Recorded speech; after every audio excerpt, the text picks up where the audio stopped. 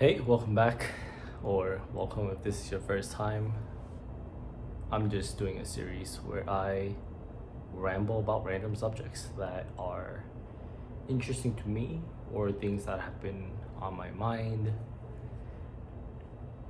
In this video, I want to talk about maybe affordability, transfer of wealth issues, the billionaires or the trillionaires that are currently getting more and more attention. Especially in California, there's a growing conversation, revolving around the wealth tax and taxing the billionaires, as we've seen, happening in Washington and in Boston. And there are some parts about this conversation I'm torn about. Of course, I believe in affordability efforts, but at the same time, I also believe in part of what capitalism stands for, being able to have ownership of the things that you earn and the things that you buy, and being able to give the things that I earned and possess to those that I care about without having that seized, from me or from my family members, or I guess passing it down to the next generation for your children. I understand the desire and the want. I guess as always, I should preface this conversation with how my views and my opinions are my own, and they do not reflect, the views and opinions of my firm or my firm's management or my clients. So yeah, let's talk about affordability, because it's a growing concern, right? And it's not a growing concern just because it's trending. These conversations come and go depending on how people are doing, and people are starting to feel more and more the economic pressures, and they feel like they're working harder to get less. And part of that then makes them, look towards those who are very comfortable and wondering, why does it feel so unequal? And I understand that, it's a difficult conversation, I think. And I guess let's preface it with me clarifying, as I mentioned earlier, I understand, and I also want to be able to, engage in a capitalistic market. I want to be able to go and earn money. I'm currently practicing attorney in California, so I want to be able to work, as an attorney, get paid, and be able to spend it on things that I want. I want to be able to buy gifts for my parents and for my brother and for my wife, and be able to own the things that I own. That's just how capitalism works. If I have children someday, I would love to be able to give to my children the things that I earned and set them up for success if possible. I understand the want, I understand the need, and I do support that at a certain level. But I think, I don't want to have too detailed of a conversation about how economic works and why, the struggles are happening, but I think the lack of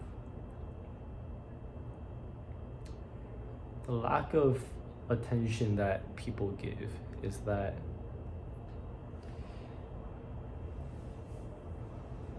in this world, including money, money feels like such an abstract concept in terms of what it means to earn money.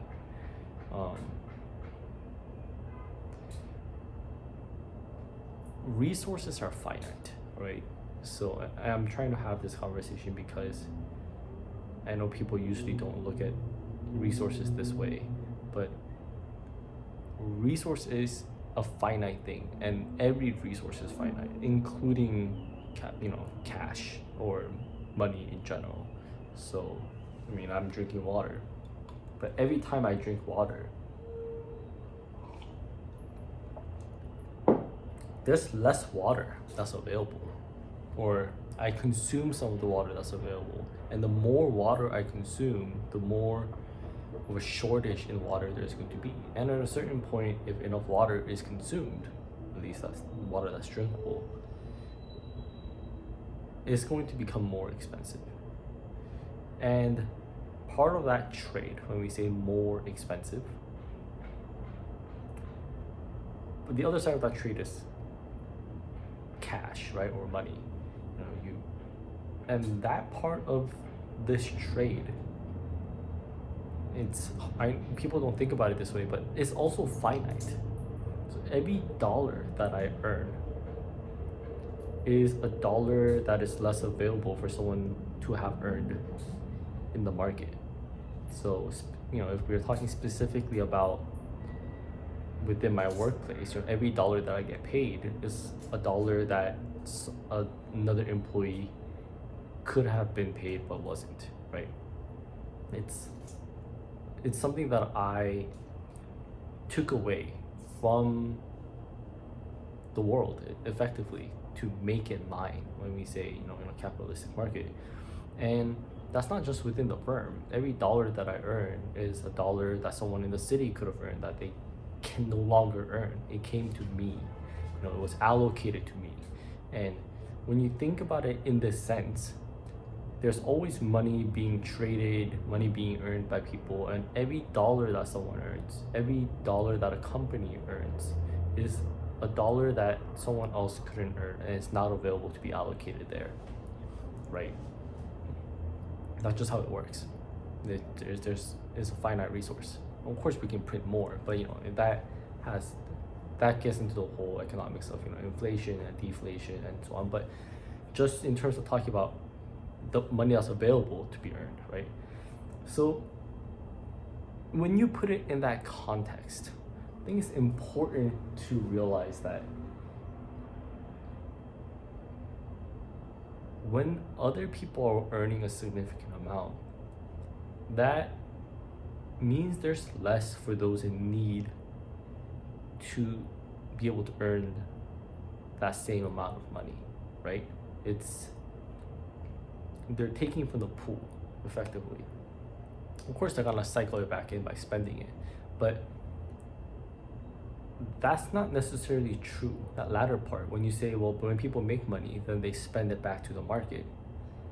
The conversation and the most painful part of this conversation is that the richer you are, the more financially well off you are, the less percentage of the amount that you earn will be put back into the market, right? So if you're barely getting by, you're financially struggling, you're working to barely pay your rent, you're putting all of your money back into the market. Let's say you're making, I don't want to put a dollar on it, but let's say you're barely making enough to get by. And let's say you start making enough to start eating out. You're still putting majority of what you earn back into the market. Now you can pay rent, but now you're eating out. You can not eat out and save, but still, even if you did save, if you're somebody who has to stop eating out in order to save, the amount in dollars that you're saving is quite small compared to the other that we're going to start talking about. But you're rarely seeing percentage growth, right? And even when we talk about quote unquote high earners, right? I live in San Francisco. Background, this is San Francisco. I think I mentioned this before. Let's say you're making, you're out of college, you have a well-paying, let's just pick a software engineering job in the Bay, popular job. You're an AI engineer. I don't know what they get paid. Let's say they get paid $150,000. They're not saving that much, right? This is an expensive city. That's why they're getting paid so much. You're working hard. You want to be able to eat out. Of course, you can say, you should not enjoy life and not spend it all and save all of it. But, whatever your stance, even if they didn't eat out as often, they have to eat a certain amount, to survive. The amount of money they're saving is still quite insignificant. They're still working to get by. Get by as in they're still working because they need to be able to eat, and they need to be able to pay for a roof over their head. They need to be able to buy some clothes. They just need money to be able to live. And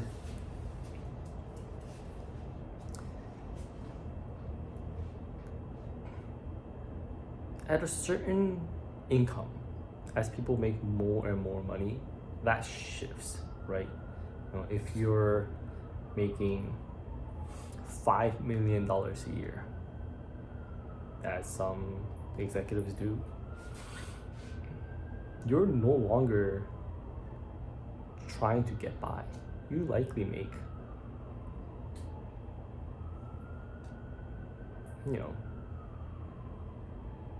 more than enough to support yourself. You're actually mostly working to increase wealth. And as we keep going up in how much wealth you have, you're 100 millionaire, you're a billionaire. Oftentimes they measure their wealth in percentage growth, right? Their personal expenses are no longer about getting to the next day. Their expenses are all about now luxury and lavish spending. And that spending is oftentimes weighed against and measured by comparing it to their total net growth. And they're always going through a substantial amount of growth, right? Let's try it.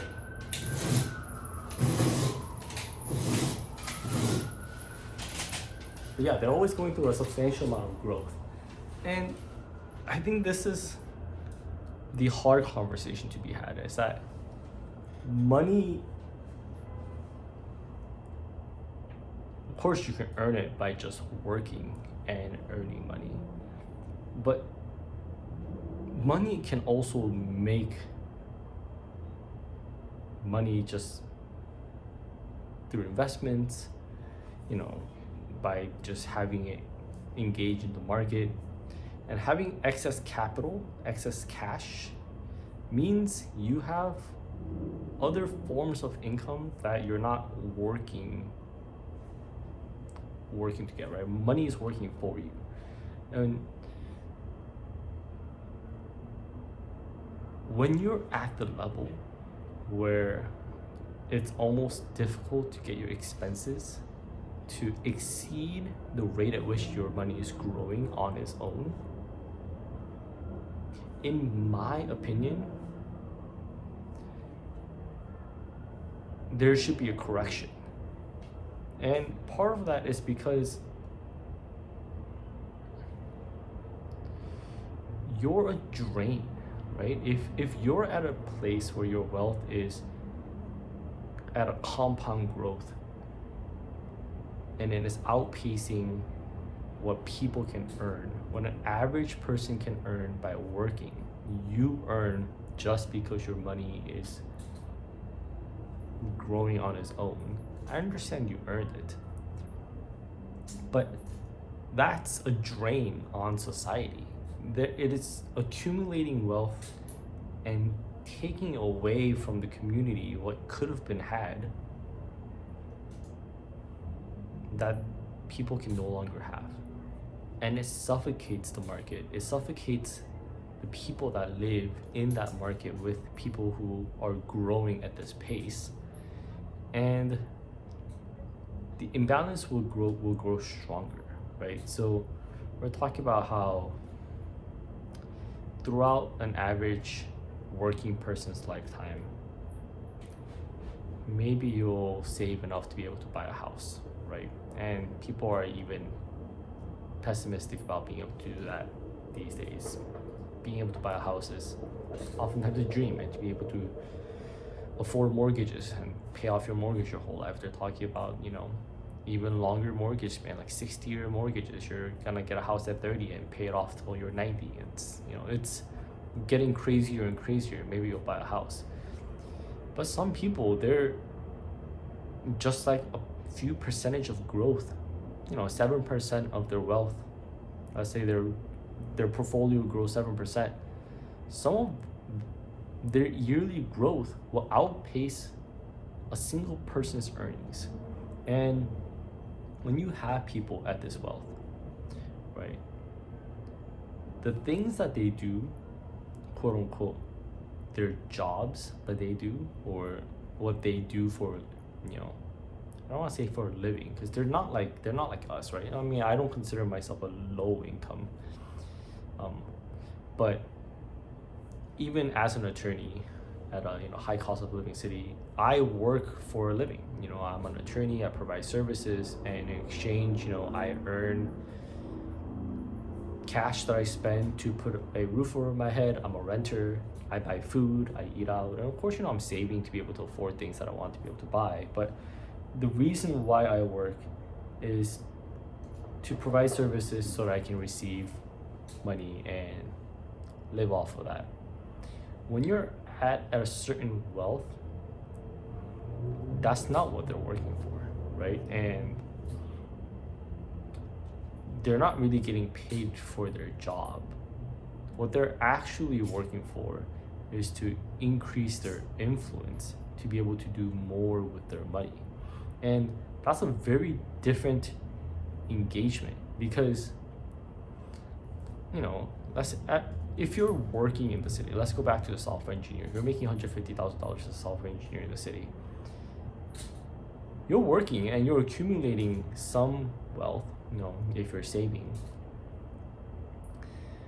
But your money only takes you so far, right? In fact, a lot of people feel like year after year, generation after generation, the money it gives you less than before. And primary reason, the way I see it, is while someone like a software engineer making $150,000 spends their day working to be able to get $150,000, someone who is much better off, a billionaire, is not only growing their wealth at a faster rate, but then their primary job, what they do all day, is spend some of that money, engage with the market with the primary goal of increasing their power, their influence, and their ability to spend their money. So their money is becoming more effective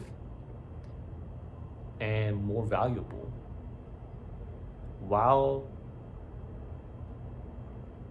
that effectively diminishes the usefulness and the power that's the software engineer making $150,000 had at this given point.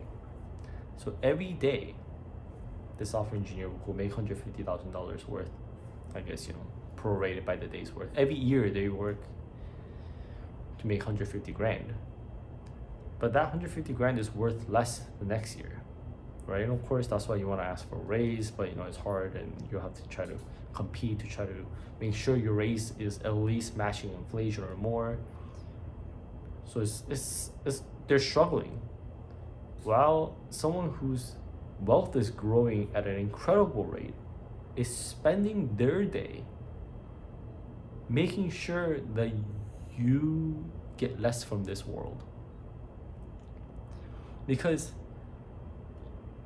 all the time they're asking for more, right? And when you look at what the billionaires and the trillionaires are doing, they're not saying like, hey, like I've made it. It's time for me to relax and spend my money, engage with the community, enjoy the world, and have a good time with the time I have left, right? They're not saying they're retiring. They're usually always talking about next steps, right? And that's probably why they got there. And they're go-getters. They're ambitious people. But I think that should, good for them that they're driven, and of course there's a lot of luck involved in making it to places that people aspire to achieve. But of course we can celebrate that. But I think we also need to be mindful of what kind of people they are, right? So like, talk to a friend, right? Let's say you're an average person, you work somewhere in the United States, and imagine someone getting $10 million cash post-tax. $10 million hits your bank, you get to keep it. How many of your friends and family, including yourself, would retire, pursue hobbies, enjoy life? What does all that mean? You're just gonna spend that money and enjoy the world, right? Enjoy the world, spending time with family, going traveling, enjoying hobbies. All of that means you're giving that money back to the community. You're helping the economy. There will be few that'll say, no, I'm gonna keep working. I need to grow that. I'll use that to fund a business. I'll use that to do something that will help me have, further exponential growth. And everybody, I wouldn't say everybody, many people will have a certain threshold where they say, look, this is the point, this is the wealth. Once I accumulated, I would like to go focus on pleasure, which means engaging with the market and giving back, supporting communities. There will be a few that says, I'll never stop. And I truly believe that the current billionaires and trillionaires are those people. If you ask them, at what point will you stop trying to accumulate more wealth? At what point will you decide, I've earned too much, I have too much power? They'll probably say never. I mean, they might not answer that question directly, but if they were being honest, they'll likely never have a stopping point, right? Every milestone they achieve, they probably have the next milestone that they want to strive for, the next, financial goal, the next merger, next acquisition, another company. They probably want to grow more in power so that they can do more with their wealth. If they could, they'll want to become God, right? They'll want to be able to live forever, influence every aspect of this world, be able to own every property possible. I think many of them won't have an end stopping point. And if those are the people who have this wealth, their money is growing at a compounding rate, and they're spending that money against you, right? We're all in the same market. We all live in the same world. So every dollar they get richer is a dollar you can't get richer at, right? Someone else in this world can no longer earn the dollar that they earn. And you just look it up. Just look at how rich they're getting. These are the people that are growing at those alarming rates. When will we say, look, maybe we should reconsider? And I think it's a hard conversation, right? Because in the beginning, the way that the system started seems so fair, right? Like, it's almost like you earned it, you take it. We can use a simple example of like random analogy of like a village of 100 people, farms, and they produce 100 tomatoes. In the beginning, it's easy, right? Like, if you worked for it, you get 1 tomato, perfect. 1 for each person, you guys all work equal amounts. If you work less, you get less of a tomato. Maybe you get a fifth of a tomato if you only put in fifth of the work. But at a certain point, if someone is earning so many tomatoes and they're earning and holding on to so many tomatoes, right? Let's say one person just, without having to do the work, because the tomatoes that they earn before preemptively gives them rights to just start with half of the market. There's only 50 tomatoes left. So the rest of the 100 people either get halves of the remaining 50, or even less, if you didn't work for it. it's going to be a compounding issue, right? Because the more they have, the more power they grow. At one point, will you say, look, like, this is a problem? I don't think we should have a system that allows you to take, from the market to this extent. And I get it, like taking away people's goods when they earned it in that isolated, thought process alone sounds unfair. But eventually, when you get to a point where, in my random analogy, one person preemptively takes 99 out of 100 tomatoes every harvest, and the remaining 99 people have one tomato to share, it doesn't really matter if that one person has earned it or they found a way to earn it by, engaging with the system, and it doesn't matter. You're taking way too much. If that person is taking all 100 tomatoes at the start of the market, right? Like, it's definitely a problem. So at what percentage will you say, look, that's too much, right? And I think that's the question that we need to have more proactively. And not only what point will we say, hey, you guys are taking too much, but do we want a system that allows them to take it that far if they wanted to, if they tried? Because currently we do have a system that allows them to continuously strive for that end goal. And these billionaires and trillionaires seemingly look like they want to push for that end goal. Their end goal is, of course, there are exceptions. There are billionaires who are saying, look, I'm not going to give it all to my children. I'm going to give a majority of it, a true majority of it, back to the communities. They do exist.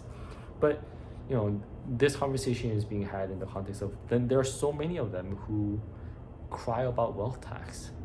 It's such an inconsequential amount to their wealth, technically. It's almost an accounting error. Your wealth likely outgrows the rate at which you'll be taxed anyway. It's just the rate of growth is diminished. But for you to cry and complain and spend all that money on trying to advocate for faster accumulation of wealth when you're at such a comfortable place in life, I think you're a bad person. It makes me wonder what your objectives in life and what your objective as a member of this community, of this world, what it is that you want. What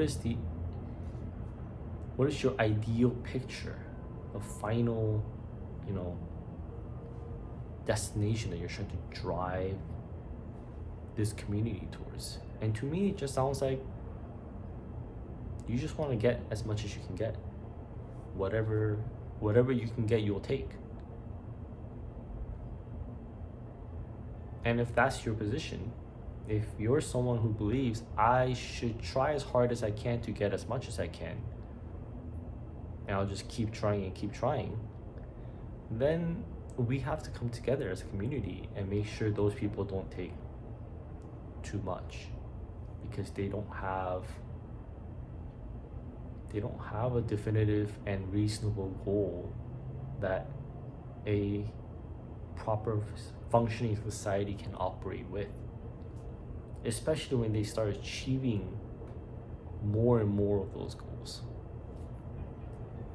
It's just my 2 cents. Maybe the way I perceive and the way I, understand their behaviors to be having an economy is not, it's obviously not the full picture. There are other factors involved and so on, but it just makes me think, because there's a lot of people out there who are working